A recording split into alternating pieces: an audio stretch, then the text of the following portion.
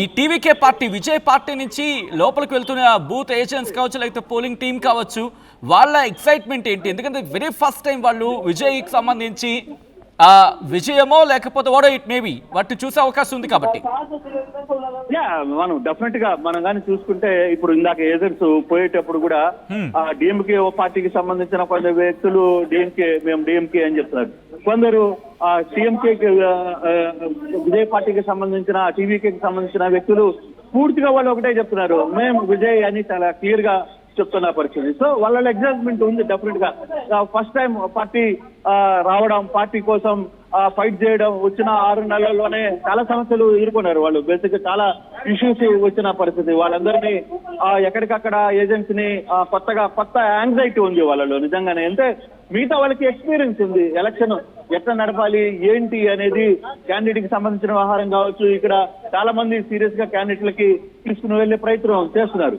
So టీవీకి ఆ పార్టీకి సంబంధించిన కొంత ఎగ్జైట్మెంట్ మాత్రం చాలా క్లియర్ గా కనబడుతుంది. వాళ్ళు అసలు ఏ విధంగా దీనికి ముందుకు వెళ్ళాలి, ఏ విధంగా వాళ్ళలో ఒక కొత్త మా నాయకుడి కోసం మేము వెళ్తున్నాం, ఎలక్షన్ లోకి దిగుతున్నాం అనే ఒక యాంగ్జైటీ చాలా క్లియర్ గా కనపడుతున్న పరిస్థితి అయితే మనం చూస్తున్నాం.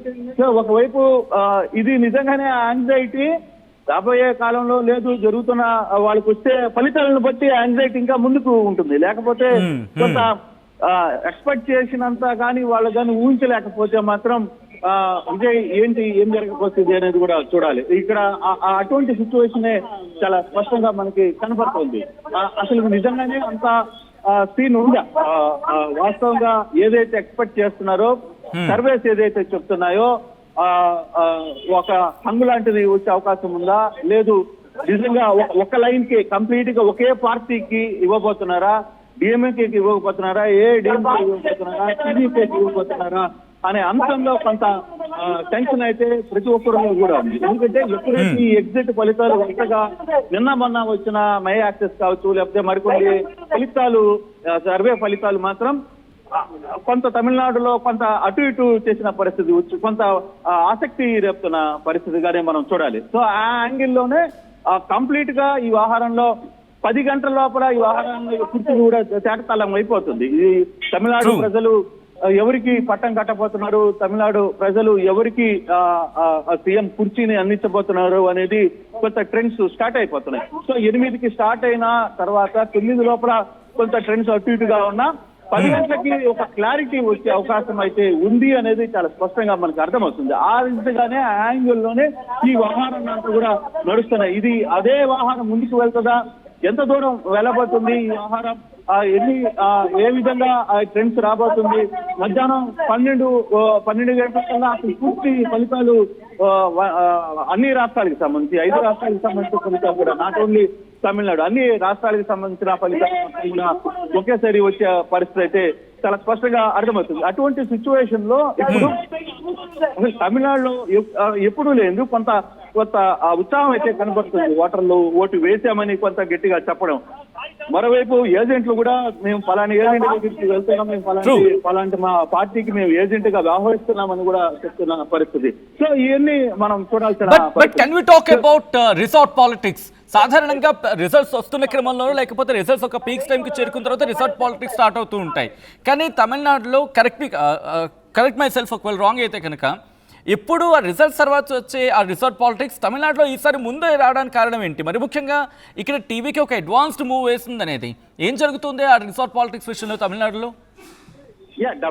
డెఫినెట్ గా దీంట్లో ఈ విషయంలో మాత్రం టీవీకే కొంత అత్యుత్సాహం ప్రదర్శిస్తుందని కూడా మనం చూడాలి.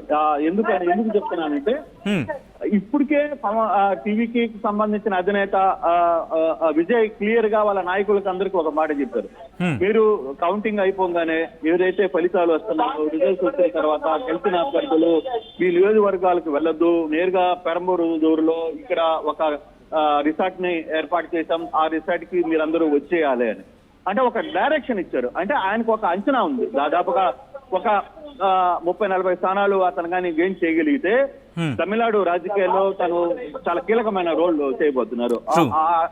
ఆ రోల్ కోసం ఆయన ముందుగానే ఏమన్నా ఊహిస్తున్నారా, లేకపోతే ఆ దిశగానే ఆ రిసార్ట్ ని ఏర్పాటు చేసి ఇప్పటికే కొంత కీలక నేతలందరినీ వాళ్ళ దగ్గరికి వచ్చామని చెప్పడం, తర్వాత గెలిచిన అభ్యర్థుల దగ్గర చాలా ఇంట్రెస్టింగ్ ఏంటంటే ఇక్కడ గెలిచిన అభ్యర్థి దగ్గరికి ఒక్కొక్క మనిషికి ఒక్కొక్క వ్యక్తుల్ని అక్కడ టీవీకి అధినేత కొంతమందిని డిప్లాయిడ్ చేశాడు అనేది తెలుస్తుంది. ఎందుకంటే ఎక్కడ వాళ్ళకి సంబంధించిన వ్యవహారంలో చేజారిపోకుండా ఏదైనా గెలిచిన తర్వాత అంగులాంటి పరిస్థితులు వస్తే దాన్ని ఏ విధంగా ముందుకు తీసుకువెళ్ళాలి, అందుకని తమ నాయకుల్ని తమ అభ్యర్థుల్ని గెలిచిన అభ్యర్థుల్ని కాపాడుకునే ప్రయత్నంలో మాత్రం విజయ్ చాలా ప్లాన్డ్ గా ఉన్నాడు. అది ఆ వ్యవహారంలో చాలా చాలా చాలా స్పష్టంగా కనబడుతుంది సత్యం.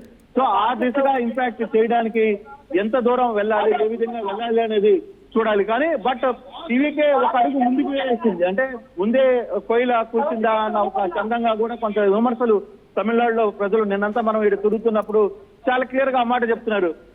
అసలుకే 234 మందిలో 234 మంది పేర్లు కూడా తెలియని వ్యక్తులకి ఆయన ముందుగానే ఊహించుకొని ఒక రిసార్ట్స్ ని ఏర్పాటు చేసుకోవడం, అభ్యర్థులు ఎవరో అందరూ మీరు ఆడికి వచ్చేయండి అని చెప్పడం ఇదేంటి అని కూడా మాట్లాడుతున్న పరిస్థితి. బట్ ఓవరాల్ గా మనం ఈ ఎపిసోడ్ మొత్తం కానీ చూస్తే డిఎంకే వర్సెస్ ఏఐడిఎంకే లేదు టీవీకే, ఈ మూడిట్లో ఎవరి రోల్ ఎంత మాత్రం ఉండబోతుంది అని కూడా చూడాలి.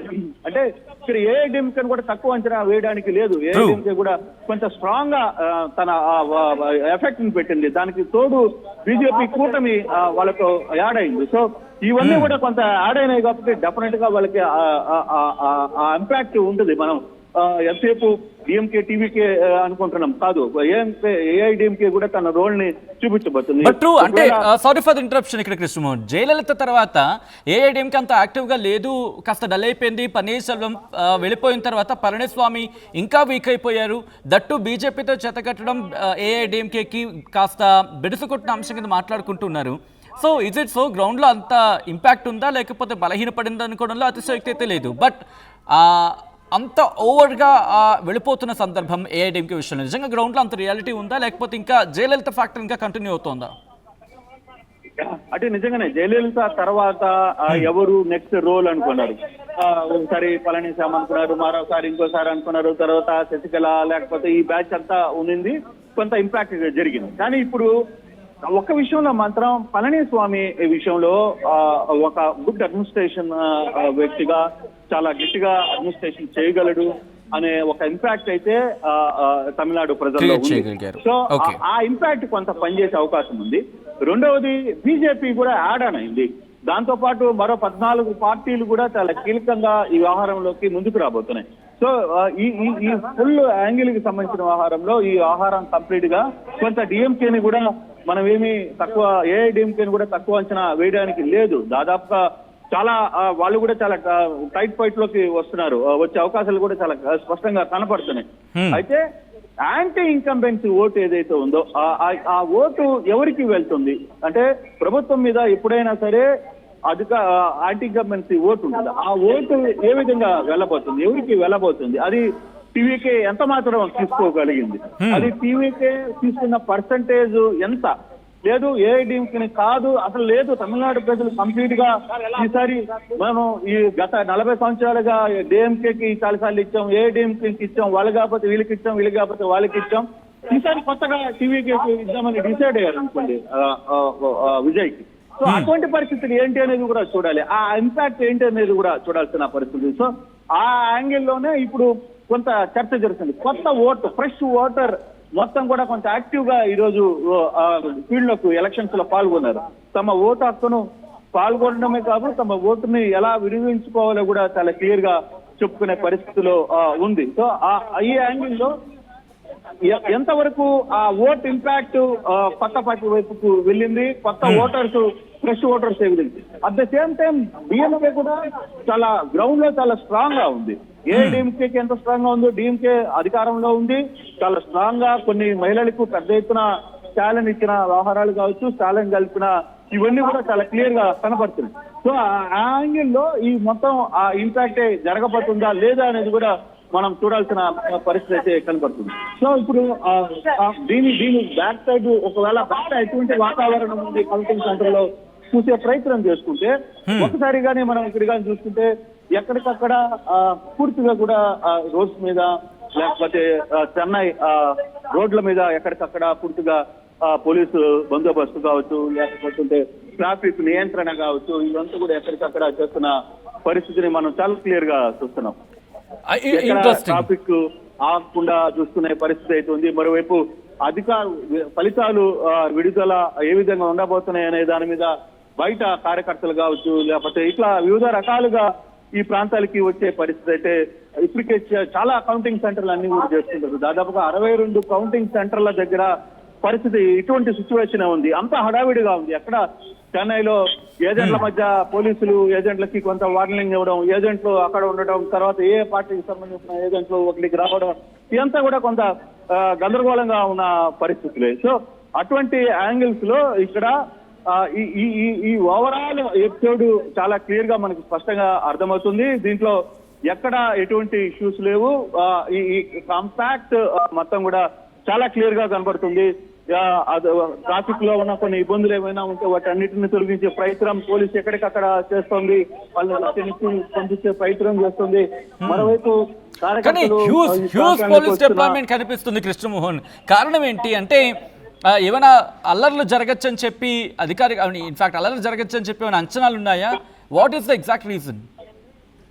సో ఇమీడియట్ గా దానికి సంబంధించి మనం కానీ చూసుకుంటే ఖచ్చితంగా డెఫినెట్ గా ఈ ఇంపాక్ట్ లో యూత్ కొంత ఎక్కువ తమ పర్సంటేజ్ ని, తమ ఓటుని చాలా ధైర్యంగా వచ్చి ఓటేస్తున్నారు. ఈసారి కొత్త ఓటర్లు దాదాపుగా వచ్చిన ఓటర్లన్నీ కూడా చాలా వరకు స్ట్రాంగ్ గా మేము ఓటేసుకోగలిగాం, మా ఓటుని మేము వాడుకోగలిగామని చెప్పి చెప్తున్నారు. ఓటులో పాల్గొనిన తర్వాత కూడా మేము ఎవరికి ఓటేసామని కూడా చెప్తున్న పరిస్థితులు కూడా తమిళనాడులో చూసాం. సో మనం చాలా మంది యువత సోషల్ మీడియాలో కావచ్చు, లేకపోతే ఈ యాక్టివిస్ట్ లో మేము పలానోళ్ళకి ఓటేసామని చెప్పి ధైర్యంగా చెప్పే పరిస్థితి. గతంలో తమిళనాడులో ఎప్పుడు అటువంటి పరిస్థితి లేదు. ఎప్పుడు మేము ఎవరికి ఓటేసామని ఎవరికి చెప్పేవాళ్ళు కాదు, నోరు కూడా తెరిచేవాళ్ళు కాదు. కానీ ఈసారి యువత చాలా పెద్ద స్థాయిలో బయటకు వచ్చింది. తమ ఓటుని మేము పలానా వ్యక్తికి ఓటేసాం, పలానా వ్యక్తికి వేయలేదు, ఎందుకు ఓటేసాం కూడా చెప్పే పరిస్థితిలోకి వచ్చారు. సో ఆ ఇంపాక్ట్ చాలా క్లియర్ గా కనబడుతుంది. సో అటువంటి సిచ్యువేషన్ ని మనం ఒక రకంగా దీన్ని హ్యాండిల్ చేసుకోగలం అనేది చాలా క్లారిటీగా మనకి అర్థమవుతున్న పరిస్థితి సచిన్.